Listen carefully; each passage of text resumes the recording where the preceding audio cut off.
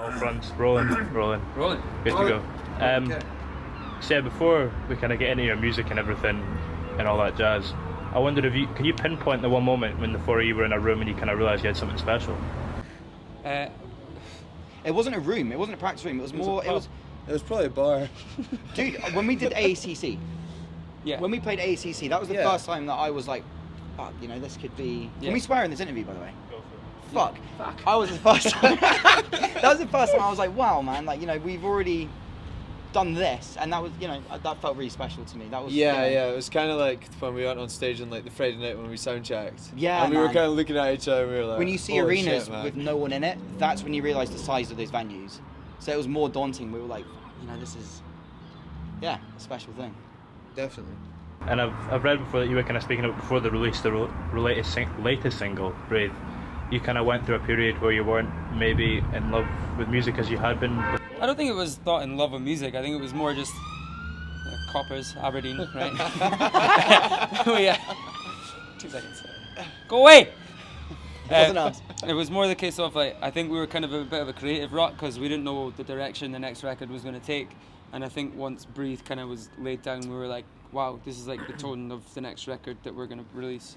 Once you get one song and you find a sound, then everything becomes a lot easier. I mean, we write so much compared to what actually comes down on the actual record at the end. I mean, we have so many songs that will never see the light of day. Because, and I think because obviously Northern Blue, when we wrote Northern Blue, and that was just kind of shortly after Northern Blue that we started kind of working on that kind of stuff. I think it was before Northern Blue was even out. Yeah, definitely. And we kind of produced sort of that record, which was sort of based around kind of an entire sort of concept and sound. Yeah, definitely. And then we'd done that, and we were like, what do we do hell now? yeah, this is good. I think you're allowed to say that, aren't you? Yeah. Say, Yeah, hell yeah, of it's course good. you are, And we were mate. like, hell yeah, this is good. I'd hope you liked. Yeah, and so going from there and being like, this is that, but we can't do this forever. Also, basically. we're doing an album this time round. Yeah. We're not writing a 4-track EP. Like this time round, we've got you have to have I guess a new concept, but also it's 12 songs.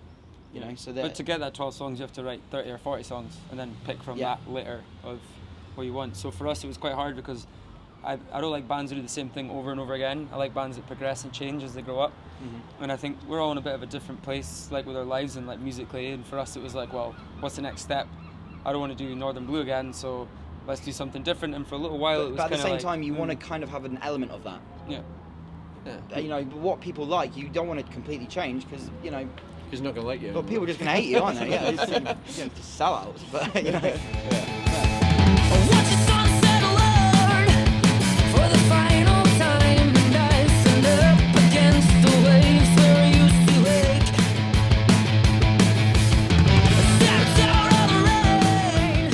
But you were speaking about the progressing as people and progressing with your music.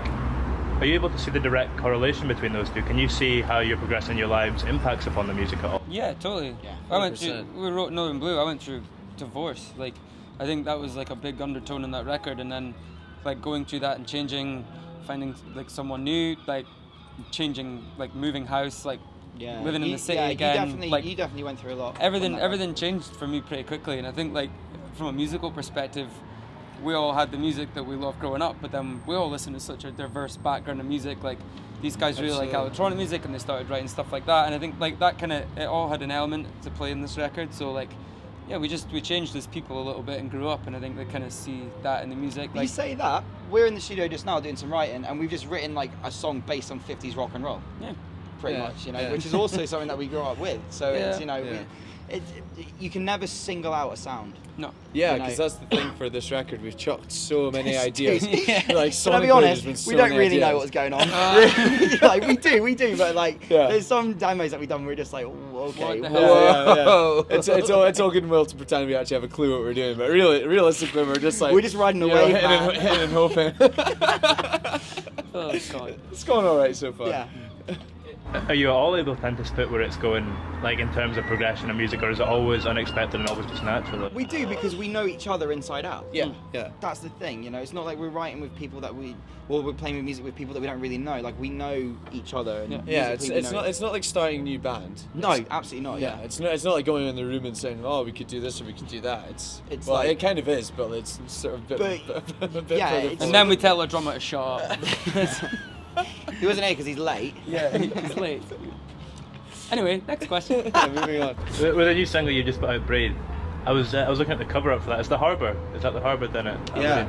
Yeah. How, Aberdeen is a city. How important do you think that is to your music? And do you think that really feeds into the DNA of the band? Massively. Very, I think very. that I like to write about weather, in case you didn't notice this. I think where we live has a massive impact. It's sunny today for a change, but where we live has a massive impact on lyrically where we are, and I guess the tone of the music as well, because it's always got, although some of it sounds quite bright and happy, there's always that kind of drenched in melancholy thing in the background that's going on somewhere.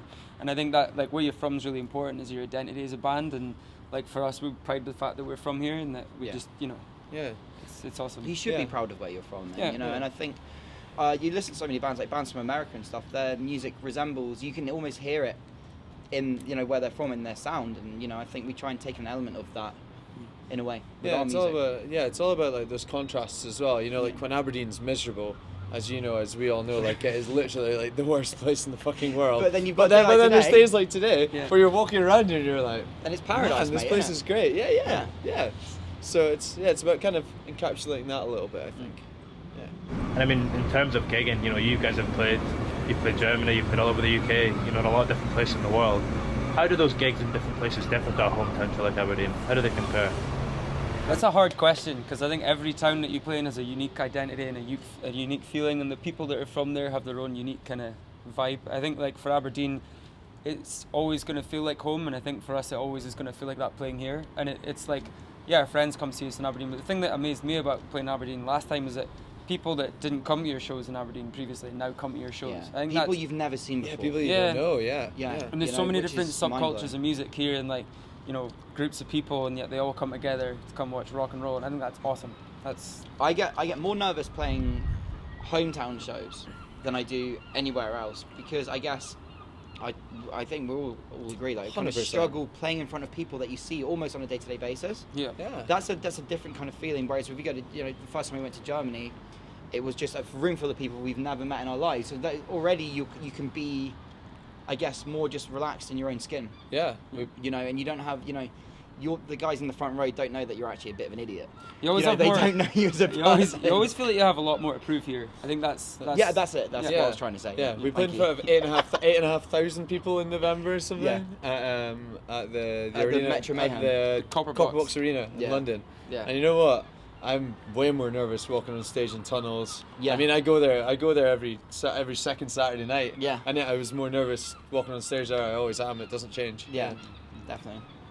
I mean, when you guys were growing up, were you very much always going out to gigs in Aberdeen, and were you quite involved in the scene? Or? Yeah, Aberdeen had a massive, I'll say it used to have a really massive joined up music scene where everybody got involved and everybody went and saw bands. Like anytime there was a gig on, we were always all there.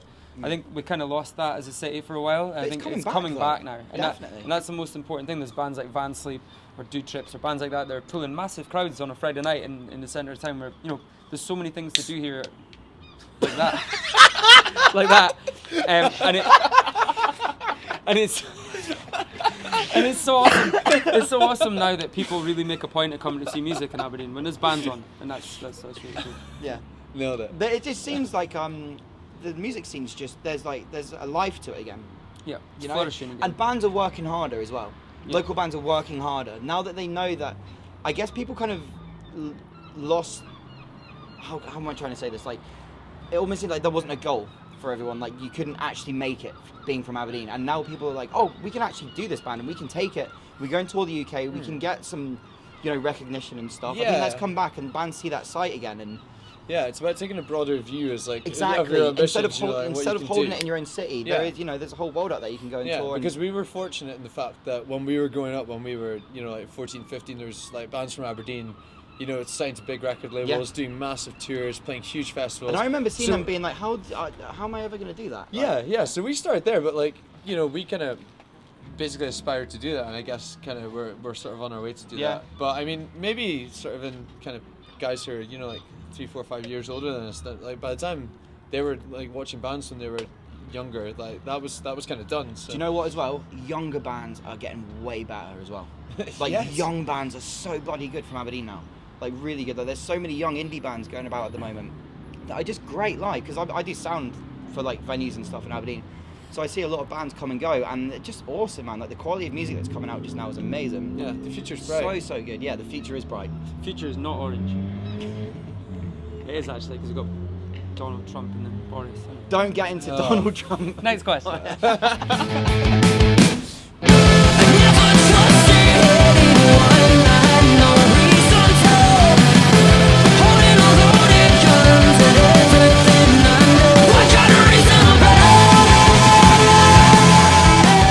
Continuing on with the Aberdeen scene a little bit, what 3 qualities do you think you need to succeed in the scene? Like, you guys obviously have kind of built up a following here and everything. You gotta have something to say.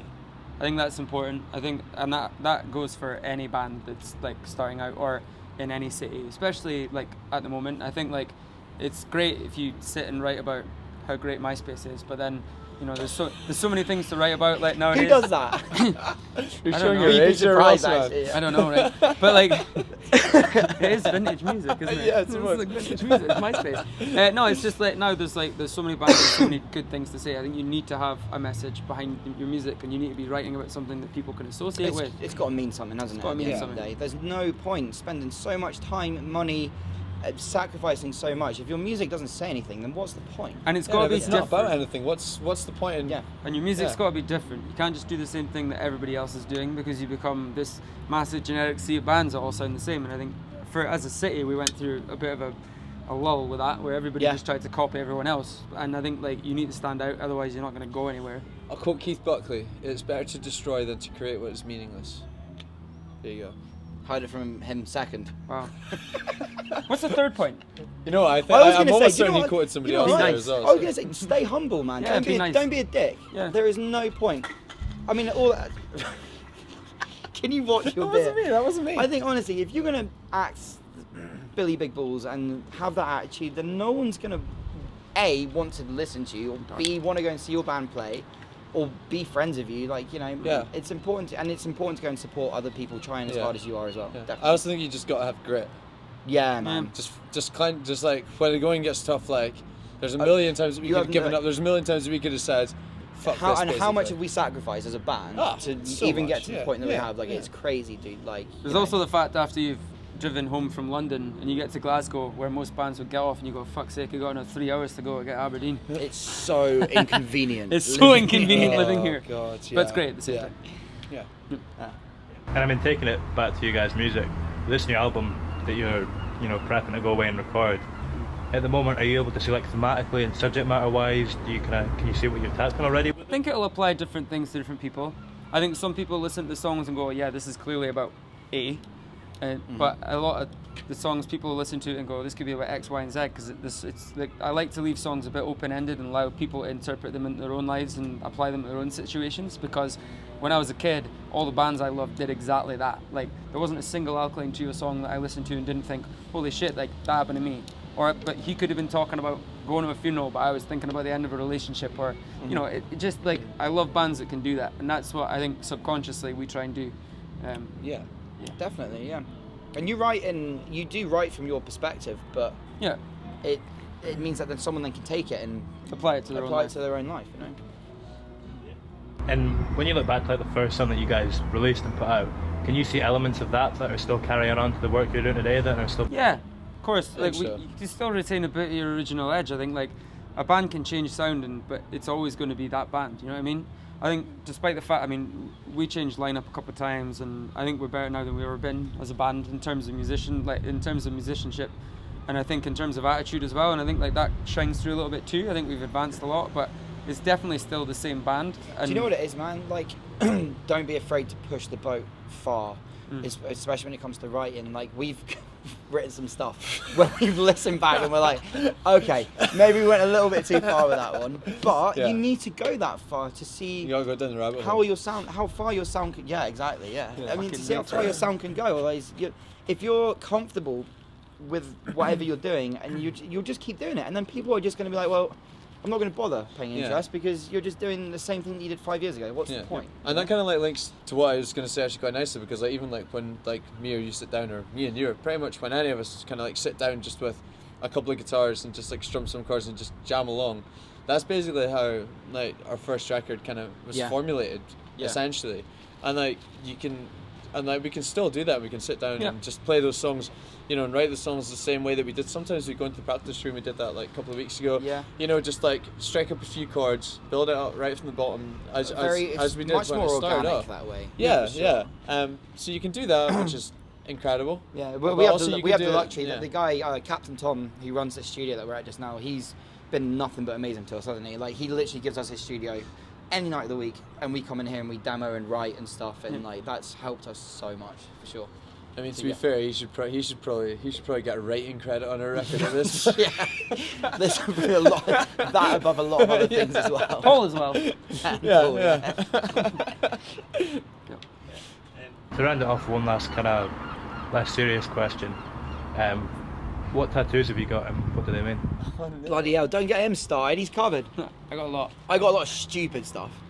No, can I show you my favourite one? Are we showing them, or are we? Is it the bulldog? I know I've got a Stray Cats tattoo. I can't show it because it's on the bottom of my leg. I got a Stray Cats tattoo, which is my favourite band in the world. And no one else will really know who I'm talking about apart from these guys. I have an Alkaline Trio thing on my leg that my mate John did. It was his first ever tattoo, like in a shop, I think. And I have quite a lot, but I think that one, and then probably I have a diamond on my arm that's like a girl. That's cool. I got an anchor on my neck. I don't know why I've got that. My buddy Liam. I don't know the rest of them. My buddy Liam did a stoned gorilla on the back of my calf, which I quite like. Stoned gorilla. A stoned gorilla, mate. And controversially, I've got none. He's gonna get one soon, though. I'm gonna get one. He's gonna get one soon. Yeah. So leave comments on this video saying what I should get, and I'll get one of them. He's gonna get always tired on his face. That should be you. How are you, man? Tired. It was actually a reference, but yeah. Cool. I have a set of lips on my ass. You do, don't you? Yeah. Drunken holiday mistake. Whose lips are they? Probably a Glaswegian man. Oh, Jesus. All right. Don't know. No idea. On that note, thank you very much. Yeah, thank you, mate. Awesome. Cheers. Thank Nice you. one. Cheers. Nice one. Cheers.